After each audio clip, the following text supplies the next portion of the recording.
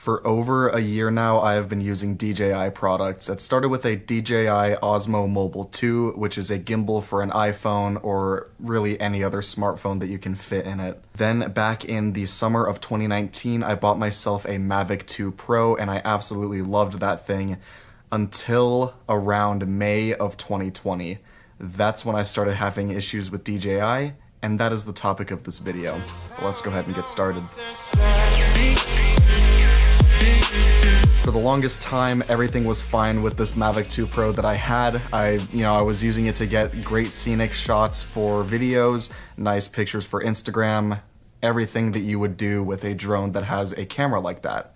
Until May of 2020, this year, when I was using it to take aerial shots of a sprinkler system that needed some work done to it. My plan was to use the photos from the drone to draw out a map and pinpoint everything that needed to be replaced and label it with what it needed to be replaced with. During that process, the drone's vision system failed and it flew itself into a brick wall. When I got home, I examined it, and everything still worked except the vision system. The gimbal stabilized it. It even still flew after I put on new propellers, after the ones that were on it broke. Everything worked except the vision system. So I sent the drone in for repair to DJI and explaining what happened. The vision system went out and everything. I didn't really hear anything from DJI for a week or two, and then I got a quote for the cost of the repair. Now, my first response to this was obviously, why do I have to pay for this? This drone, it was less than a year old at the time, and it was very obviously a manufacturer defect. Now, before you say, oh, you should have calibrated the vision system, Sam, I tried on 3 different machines. I tried my MacBook Air, my Retina 5K iMac, and my PC running the latest version of Windows 10, and all of them crashed. My Mac's kernel panicked, the PC blue screened. So I was like, okay, I give up. I'm gonna go ahead and send it in. The most curious thing about that repair quote was the fact that they charged me for a new camera. I do have screenshots of this, check this out. So at the very top is the front vision system, which is the vision system that actually failed. It's the 2 sensors at the front. And then camera, Pro, is listed for a $401 replacement. Now, as I said, the only thing on the drone that was broken was the vision system. The camera still captured and produced a clean image. The gimbal still worked perfectly fine. The housing was a little bit scratched up from dust getting in the cover and sliding it on and off of the top of the camera. But other than that, the camera worked entirely fine. I don't really care if it was scratched or not, but no, DJI felt it appropriate to make me pay for an entirely new camera module, even though that one still worked perfectly fine. I did tweet about this, and I'm not really going to get into much detail about what happened other than DJI saying that they would escalate it higher in their support chain, or whatever they called it. I'm just going to call it the support chain, or the chain of support. I emailed back and forth with some guy for about a month, and at the end of it, they decided to still make me pay, so I was just, at that point, I had already bought another drone, so I just said, okay, I bit the bullet, paid the $603, and had them send it back to me. Everything was all good. I had a Phantom 4 Pro version 2.0 and a Mavic 2 Pro. And then about a week later, keep in mind, a week after I got the drone back, about a week after, the remote for the Mavic 2 Pro stopped working. Now, the remote was with the drone. I sent the drone and the remote together in the same box. The remote quit working. Here's a video explaining what happened. Check this out. This is the DJI Mavic 2 Pro controller that I got back with the drone that I paid over $600 for a repair on around a month ago. So I came home last night and realized that, oh, it doesn't work. Last time I used it, it had a 90% charge. So I was like, okay, this has happened before. Let me just plug it in and it'll come back to life. Product this expensive shouldn't be doing that, but that's how it's been. Now check this out. Here's the charger that came with the drone. To prove it works, check it out. It's charging this Galaxy S7 Edge right now. So I'm going to go ahead and unplug this from the Galaxy and then plug it in to the Mavic 2 Pro controller.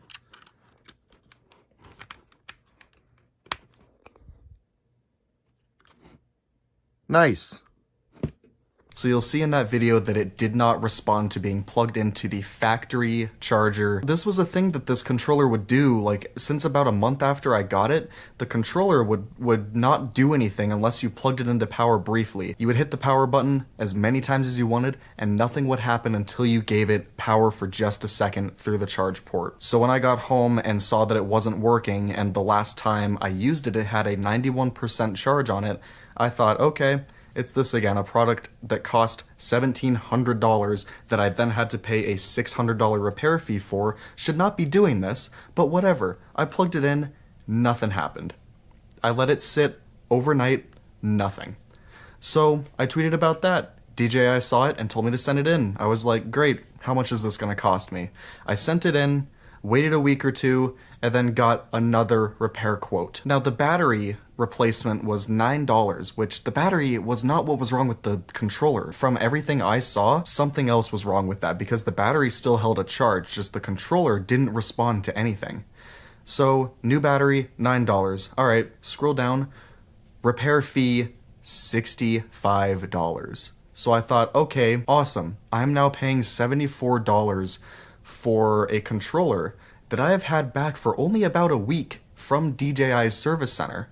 What's the deal with that? I tweeted about that, and they didn't reply until after I paid. I guarantee you they were waiting for me to pay before they replied to the tweet. Now, the last thing to talk about with the Mavic 2 Pro is the batteries. Now, the batteries look like this. I don't know if you've ever seen one before, but that's what they look like. It's a smaller battery for a smaller drone. Makes sense. Now, I have 3 of these batteries. One of them came with the drone when I bought it, and 2 of them came with the Fly More kit for this drone. While the drone was at their service center, the 3 batteries just sat on my desk doing absolutely nothing. I charged them fully because it's bad to let lithium ion and lithium polymer batteries discharge. So I charged them fully and then let them sit on my desk. A week of them sitting on my desk went by and one of my batteries ballooned. For those who don't know what a ballooned or inflated or swollen battery means, it means that something inside of the battery is chemically unstable. And when that happens, you don't want to put that battery in your $1,700 drone. Basically what happens is the battery can heat up more, it's just in general unstable and will not have its same capacity. So when it tells the drone it has 90% battery, the drone assumes, okay, I can fly for this amount of time given the conditions of wind speed and other things that factor into flight time. However, the battery readings are inaccurate when the battery is in that unstable state, so it could very well be at 80 or 70% realistically, but still telling the drone that it's at 90%, which could cause your drone to just fall out of the sky and cause you to have to pay DJI even more money. Now, I actually had a battery inflate itself while it was in the drone because of heat. Now, yes, it is true that heat is bad for batteries, but none of my other drone batteries have ever done that. When the drone came back from this flight, this was on an off-road trail. Now, off-road trails are very dusty and it's really hard to land a drone properly, so 90% of the time you're catching it in your hand and then turning off the motors. That's how I land my drones, and that's when I noticed there's a gap between the top of this battery and the top of the drone.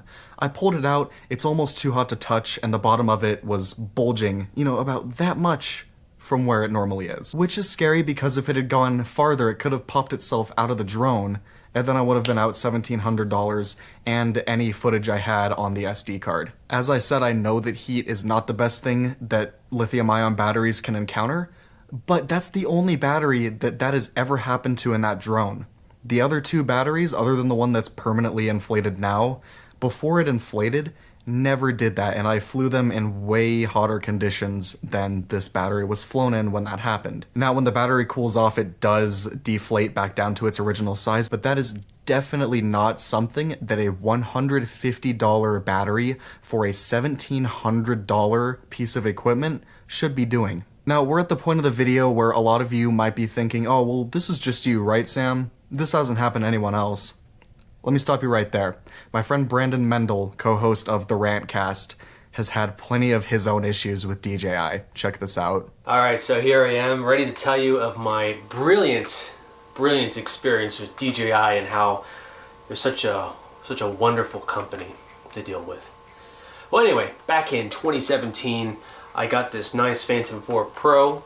and I was super duper excited about it. I remember just checking the tracking information like every minute, just making sure like it was getting my way and I wouldn't have to worry about it.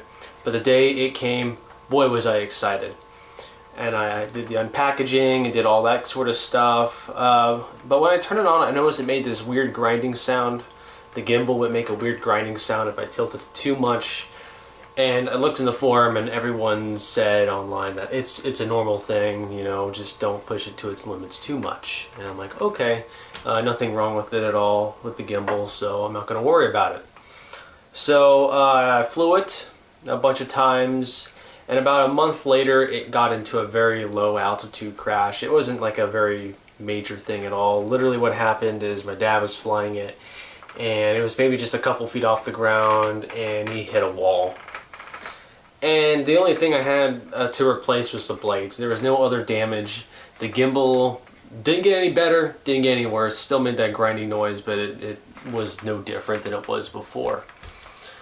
Skip forward several more months later, and I noticed that the grinding noise was getting worse and worse. And at first I didn't notice any difference in performance. I'm just like, well, you know, it's still getting good footage, so I shouldn't have to worry about it. But it turned out later on, if I looked really close, you could start seeing a shake, and eventually this shake got so bad, I eventually decided I better go ahead and return this and get it RMA'd. I was still under warranty. I believe I also got the extended warranty as well, because again, first drone, I definitely don't want anything going wrong and bad with it and having it crash and having to pay a whole bunch of money. I sent it in and I was hoping that I wouldn't have to pay for any of this, that it would be covered 100% by DJI, but unfortunately it's not. I don't remember the exact price, but it was a price that really annoyed the crap out of me, and I shouldn't have had to pay for it. I ended up paying for it anyway, which I shouldn't have, and I got the drone back, and honestly I think they gave me a new drone entirely, because I had to go and completely peel off all the plastic again. I really wish I saved the serial numbers. It was just annoying that I had to pay for it. I just don't know. It's sad. It's terrible. What I should have done is that when I noticed the grinding sound, I should have just been like, I should just send it in right away, because DJI will find any possible way to make sure that they don't pay for the repair. And what they found was that there were some scratches on the landing gear. There were some minor scratches on the landing gear that was caused from that crash. And so they took that as evidence for a crash that would cause the gimbal to have problems, when it really wasn't it at all. Another thing you might notice is that I don't have the gimbal guard on here, and the only reason for that is, well, one, I'm just trying to show you what the drone looks like, but two, the default the out-of-the-box gimbal guard that DJI gives you I found it kind of pushes too hard in here. There's actually some rubber balls I heard that are in here that help keep the gimbal kind of I guess stabilized and helps with vibration, and it actually pushes so far in that it actually flattens those balls and causes some of the problems that I mentioned. And so I don't really use their gimbal guard anymore. I actually have a black one, but it just didn't look as nice, so I just kind of took that out for now. But I don't usually have the drone out like this. I did everything right. I feel like I take very good care of this drone. I don't want it to crash. That's a lot of money lost, and I always put it into the case. I always put the gimbal guard on back then. I always put the propellers in the bag. I mean, I was very specific on how well I took care of this drone. I always cleaned it. I always calibrated everything. I love my drone. I love DJI's drones, but their customer service and their quality control is just terrible. And honestly, if I had to make a recommendation, if you ever want to get a drone, I would check out DJI's refurbished stuff, because it's not bad. They actually have to quality control that. The Mavic I got was completely refurbished, and I had no problems with it at all. Knock on wood. Ever since I got this Phantom back, I haven't had any problems with it, which is also good, but knock on wood. But yes, definitely look into the refurbished stuff. You could probably save $1 and maybe won't have to deal with all the craziness that I've had to deal with, or even Sam, who's gotten the worst of the worst experience of DJI. Yeah, you heard that right. He had DJI Care, and they still made him pay for a repair.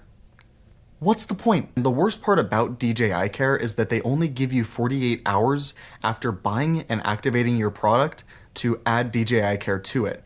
Apple at least gives you 60 days. Now, I mentioned earlier that I bought a Phantom 4 Pro while I was waiting for my Mavic 2 Pro to come back. The first time I flew that Phantom, fresh out of its box, brand new, it threw a vision system error, and that vision system error is still there. What it says is to recalibrate it with a Mac or a PC for higher accuracy. Again, I tried, and the Mac's kernel panicked, and the PC blue screened. You can calibrate it in the app, and I did, because before that it said calibrate the vision system in the app, so I calibrated it in the DJI app on my iPad. And then after it was calibrated there, every time I turn it on it says calibrate with the Mac or a PC for higher accuracy.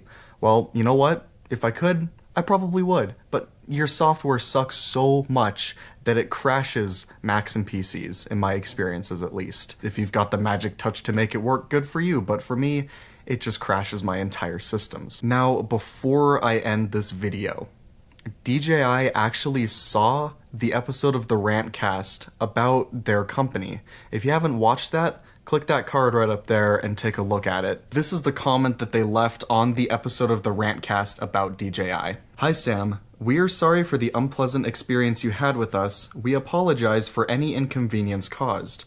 We were able to pull your case number. We will escalate your case to the managerial department.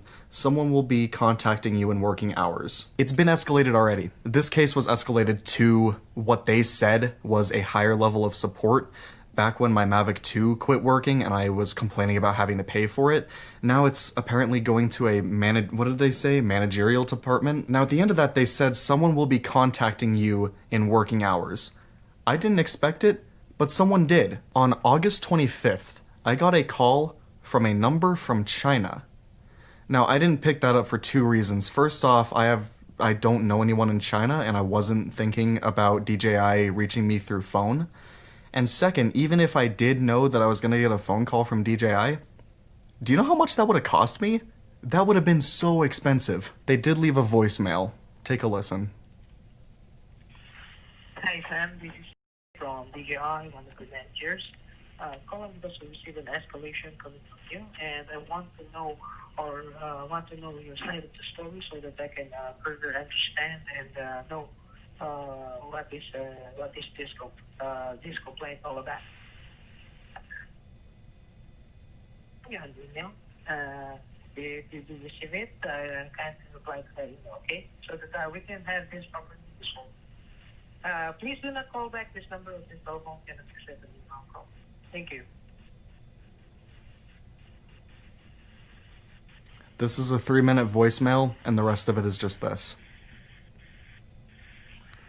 So, I don't know about you, but I can't really make out anything said in that voicemail, which is understandable because it was a call from China. I live in Colorado in the United States of America.